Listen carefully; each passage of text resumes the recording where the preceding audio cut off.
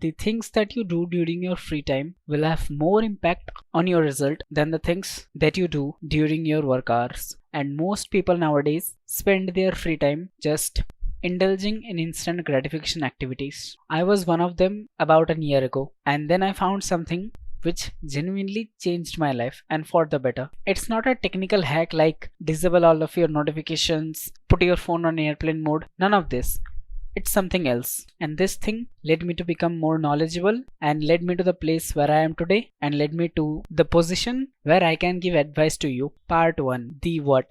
I'm directly gonna cut to the chase. The thing is learning, and most people have been so brainwashed by the education system that we think learning means taking a book and reading it from first page to last page and making notes, solving questions. No, that's not learning. Learning is reading something, implementing it. It's that simple. And it doesn't only have to be reading, it can be watching too. But you might say, nowadays people are hyper stimulated. People just get information from each and everywhere, and they suffer from information overload rather than information deficit. And I will reply that yes, you are right. But the thing is, most of the media they consume is not good enough.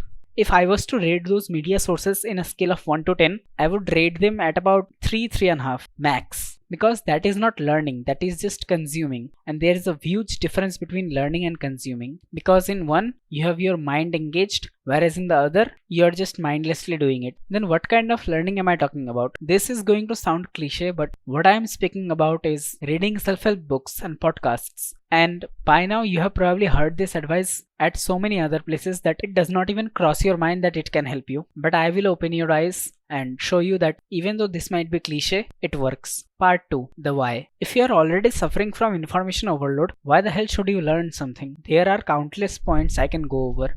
Number 1 is there is infinite shit to learn. That means whenever you catch yourself doing a bad habit, you never have the excuse that there is nothing else I can do, because there is a plethora of knowledge waiting for you to acquire it. That means there is infinite knowledge in the world that is just sitting there wanting to be acquired by you. So you do not have an excuse that I will perform the bad habit instead of choosing to learn and choosing to educate myself. Point number 2 is it will occupy your time. And this links to point number 1 in a sense that since there is infinite things to learn, even if you give entirety of your life to learning, you will never learn it all. You should not feel pessimistic in this way. Rather, you should feel opportunistic because you are getting a chance to do something which 99% people will ignore. Those people will think, let's just unwind, let's play some games and do all of this BS. Rather, you will be there acquiring knowledge that is going to serve you. Who the hell knows? You might stumble upon something that just manages to click and you get the most marvelous idea of your entire life. You might get a vision, you might get an idea, you might get a path, you might get an intuition, and there is endless possibility. Who the hell knows? By reading the biography of Elon Musk, you could be the next founder of Tesla or something like this. Now, point number 3, it will motivate you to do other stuff. Most people think that learning only means learning, but when you actually go to learn stuff, you will feel a guilt because you are not taking action. That guilt will motivate you to take action, and last but not the least,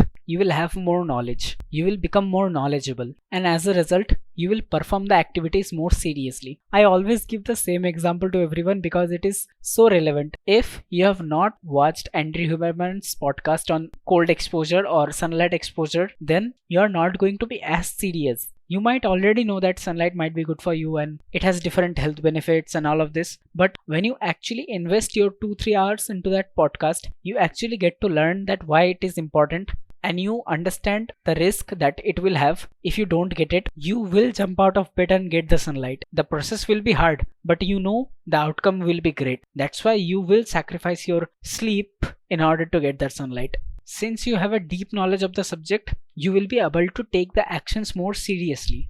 Part 3. Types. Now this is something you are already familiar with, so I won't waste that much of your time. Number 1 is reading. It's my personal favorite because it has zero stimulation, and it's due to the fact that there is no camera movement, there is no face to look at. There is just you and your thoughts and the book and a pen if you prefer. There is no instant spike of dopamine. Reading feels more hard, and that's why your dopamine levels drop so that they can increase later. And I personally believe that reading is better and superior due to the fact that whenever you are reading, you get more context to the thing. In the podcast, many people just cut straight to the chase and tell the action steps. But in a book like Atomic Habits, the author James Clear, he gives various examples of studies and all of this so that it is more comprehensive and you actually remember due to the stories. And the second type is podcast, and this is when I really don't feel like reading at all, and I use this specifically when I want to learn about a subject from a specific person. If I want to learn about stoicism, I will watch a podcast with Ryan Holiday in it. If I want to learn about various medical stuff, I will watch a podcast of Henry Huberman. If I want to get a little bit of motivation, I will watch David Goggins' podcast with other people.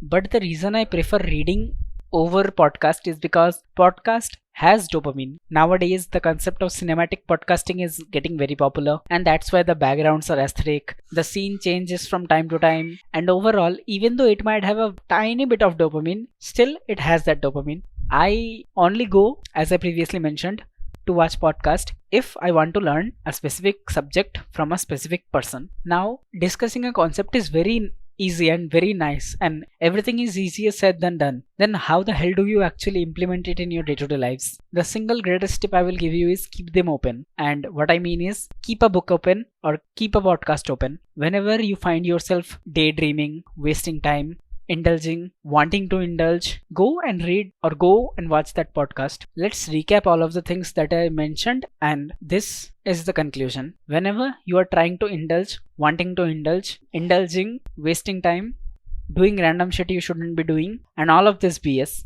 go and switch over to a book or a podcast, whichever one you feel like. There is no restriction at all. You can watch or read either one. But you know what? Nowadays, many people give up too fast.